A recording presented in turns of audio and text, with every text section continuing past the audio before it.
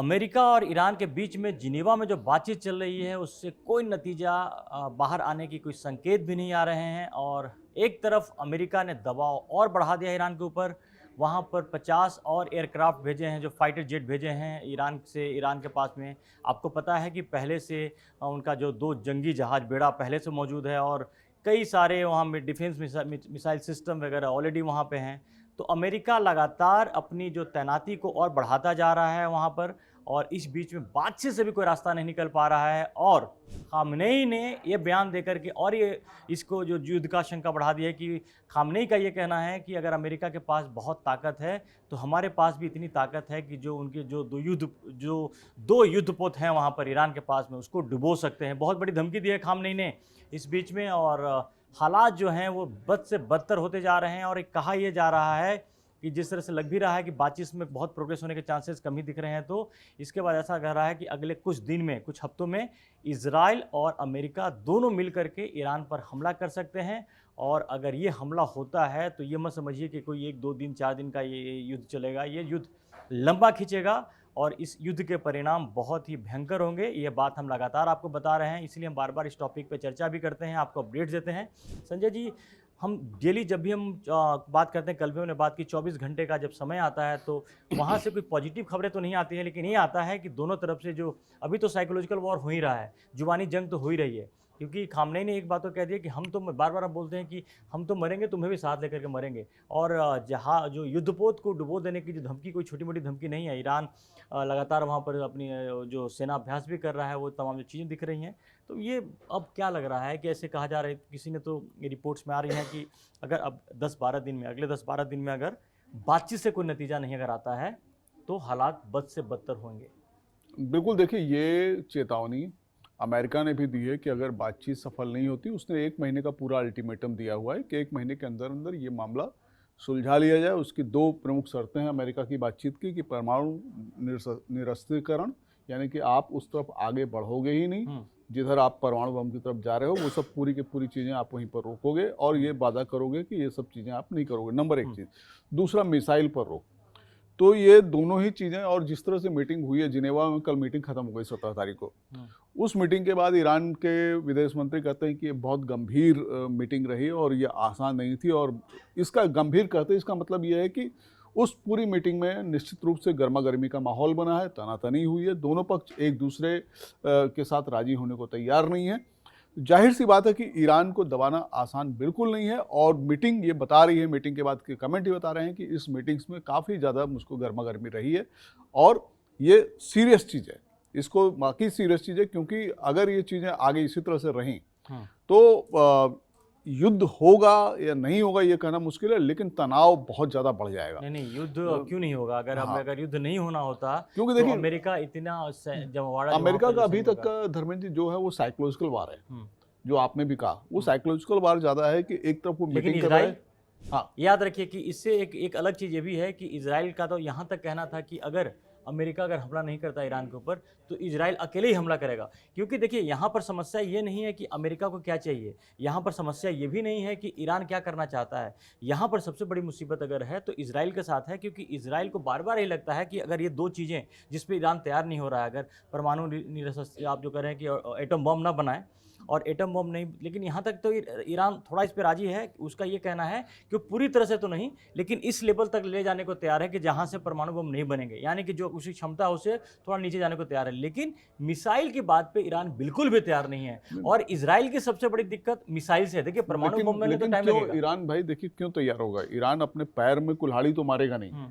जाहिर सी बात है कि ईरान का एयर डिफेंस है नहीं, एयर मतलब उसके पास ऐसे फाइटर जेट नहीं है, और जो हैं भी बहुत पुराने हैं। तो ईरान कुल मिलाकर अपनी रक्षा के लिए अगर ताकत उसकी कुछ है तो उसकी मिसाइल है। आप ऐसा तो कर नहीं सकते कि आप उसको चारों तरफ से उसके हाथ भी बांध दो, पैर भी बांध दो, कह दो अब तुमको हाथ पैर चलाना ही नहीं है। उसको अपनी सुरक्षा का अधिकार है। अब ये मिसाइल पूरी तरह से ईरान कभी नहीं रोकेगा, और मुझको लगता है जहां ये इस चीज पर अड़ेंगे अमेरिका और इजराइल, बातचीत आगे नहीं बढ़ पाएगी। परमाणु नहीं बनाना है, बम की तरफ नहीं जाना है, उस पर ईरान लगभग मुझको लग रहा है तैयार है। लेकिन मिसाइल, अमेरिका भी इस पे तैयार है, परमाणु बम को लेकर के अमेरिका भी तैयार है, लेकिन ये जो मिसाइल वाली जो शर्त है ये इजराइल की तरफ से। अब इसमें यह है कि इसमें बीच का रास्ता ही निकल सकता है कि ईरान से कहा जा सकता है कि आप मिसाइल का एक सीमित भंडार रखेंगे, उससे ज़्यादा नहीं रखेंगे, और दूसरा ये वादा करेंगे कि आप किसी भी सूरत में अगर आपके ऊपर हमला नहीं हो रहा है, सारी चीज़ें नहीं हो रही, तो आप मिसाइल से कभी वार नहीं करेंगे। तो इसके दूसरे रास्ते भी हैं। अब लेकिन देखिए, इजराइल के अपने वो हैं, और इजराइल की पॉलिसी अपने पड़ोसियों को लगातार दबाने की, छोटा सा देश है, तकनीकी संपन्न देश है, और इतना ज़्यादा उसके पास जो सैन्य उपकरण हैं, सारी चीज़ें हैं कि वो अपने पड़ोसी देशों को लगातार भारी पड़ रहा है। छोटे से देश से वो बहुत ताकतवर देश बन गया है। तो ईरान, देखिए, ईरान तो मानेगा नहीं। ईरान ने चारों तरफ इसीलिए प्रॉक्सी खड़े किए थे कि इजराइल को हम आगे बढ़ने नहीं देंगे, हम कंट्रोल करेंगे। नहीं, सवाल यही सवाल इजराइल का भी, अगर यहाँ पे गलती, इजराइल भी ईरान की नीयत पे शक करता है, क्योंकि ईरान ने अपने भी शक्ति का बेजा इस्तेमाल किया है, वो तो प्रॉक्सी हुआ ही को है, खड़ा करके वो तो इजराइल हुआ के है, खिलाफ। तो बिल्कुल। इजराइल का कंसर्न भी ऐसा नहीं है कि कोई फेक कंसर्न है, इजराइल का जो कंसर्न है सीरियस है। तो क्या एक मेरे मन में भी एक बात है कि क्या ये स्थिति बन सकती है कि जो समझौते वाली स्थिति पर जो जो ऐसा लगता है बीच बचाव का रास्ता ही हो सकता है कि ईरान अपने परमाणु कार्यक्रम को नीचे की तरफ ले जाए, और दूसरा ये हो सकता है कि एक ऐसा इजराइल और ईरान के बीच में कैसे एग्रीमेंट हो कि दोनों देश एक दूसरे पे हमला नहीं करेंगे। बिल्कुल, ये ऐसा ही कुछ होना है वहाँ पर। आप देखिएगा कि इसी तरह का कुछ हो, क्योंकि ईरान, आप ये लिख के रख लीजिए कि मिसाइल वाली चीज़ों को वो नहीं छोड़ेगा, किसी भी हालत में नहीं छोड़ेगा, क्योंकि वही एक तरह से उसका डिफेंस है। इजराइल में और ईरान के बीच में जो अंतर है बीच का, दोनों के बीच में कम से कम 2 देश आते हैं, 5000 किलोमीटर का वो है। इजराइल के पास ऐसे फाइटर जेट हैं, वो आराम से जाकर के ईरान के ऊपर, जैसे आपने देखा भी, ईरान के ऊपर जाएंगे, मार करेंगे, मार करके चले आएंगे। अब ईरान के पास क्या है बचने के लिए? ईरान के पास बचने के लिए केवल उसकी मिसाइल्स हैं, जिसके जरिए वो वाकई इजराइल को थोड़ा बहुत आतंकित करके उसने रखा हुआ है। तो अगर वो ये मांग कर रहा है कि हम मिसाइल को हम नहीं छोड़ेंगे, तो इसमें बीच का रास्ता निकालना पड़ेगा, और दोनों को ऐसी संधि करनी पड़ेगी कि हम एक दूसरे के ऊपर युद्ध करेंगे ही नहीं। यानी घुमा फिरा के एक चीज है, एक तो है कि रमजान के महीने में युद्ध की आशंका तो बनी, उससे तो कोई भाग नहीं सकता, मना नहीं कर सकता। अगर हम ये कह दें आज, इसको मान दें कि खारिज कर दें कि नहीं, युद्ध तो होगा ही नहीं, ऐसा कुछ भी नहीं है, क्योंकि थोड़ा सा ये सीरियसनेस इसलिए भी है कि आप देखिए कि रूस ने भी अपना एक सीनियर मिनिस्टर भेजा है ईरान को वहाँ पे करने। चाइना भी एक्टिव है।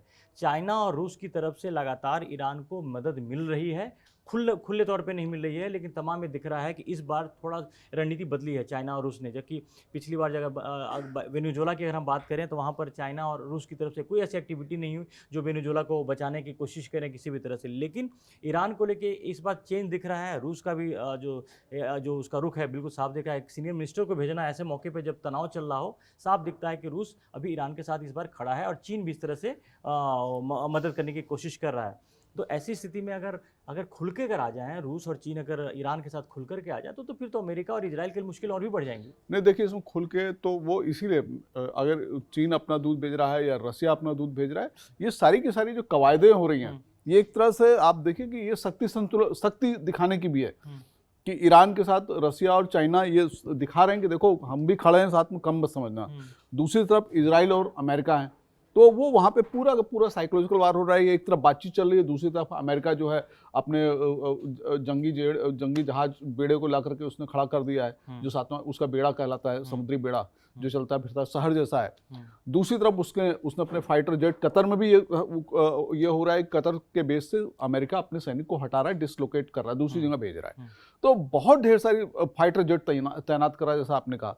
तो प्रेशर दोनों पक्ष एक दूसरे पे बढ़ा रहे हैं। ईरान प्रेशर नहीं बढ़ा रहा है, लेकिन ईरान अड़ा हुआ है। ईरान साइकोलॉजिकल लगातार धमकी का जवाब उससे वो करके दे रहा है। और वहाँ पर आपको बता दें कि वहाँ पर उस क्षेत्र में अमेरिका के 2 एयरक्राफ्ट कैरियर हैं, और दर्जन भर वॉरशिप हैं वहाँ पर उसके मौजूद है वहाँ पर, और सैकड़ों लड़ाकू विमान जो फाइटर जेट है वहाँ पर है। और इसके अलावा कई एयर डिफेंस सिस्टम पूरा भरा हुआ है, क्योंकि जो डर है सबसे ज़्यादा, अगर अमेरिका को भी जो डर सता रहा है कि ईरान पर जब हमला होकर वो करता है, तो उसके बाद जो अगर पलटवार जब करेगा, तो जो सऊदी अरब, यूएई जो जैसे देश हैं जो ईरान के पड़ोस में हैं, उनका अच्छा खासा नुकसान हो सकता है।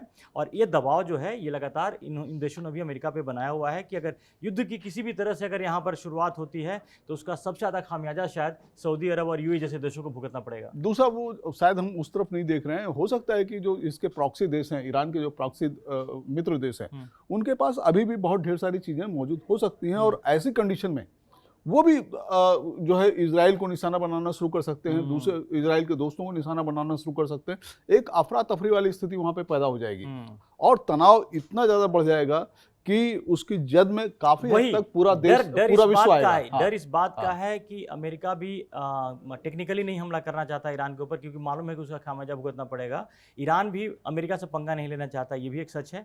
लेकिन इन देखिए, तमाम इसमें एक चीजों के चीज बीच और, में जब भी हाँ, युद्ध होता है, बड़ा जी, युद्ध, महायुद्ध होता जी। है, तो कुछ ऐसी चीज ट्रिगर बीच में करती है कि जिसके बाद आउट ऑफ कंट्रोल हो जाता है। आप देखिए कि रशिया यूक्रेन के बीच में पहली युद्ध वाली स्थिति नहीं थी। एक ऐसा लग रहा कि साइकोलॉजिकल गेम दोनों देश खेल रहे थे, अचानक कुछ ऐसी चीज ट्रिगर हो गई कि रशिया को भी लगा कि चलो अब भाई घुस ही जाते हैं। देखिए, इसमें थोड़ा सा यूक्रेन और रशिया वाला मामला अलग है।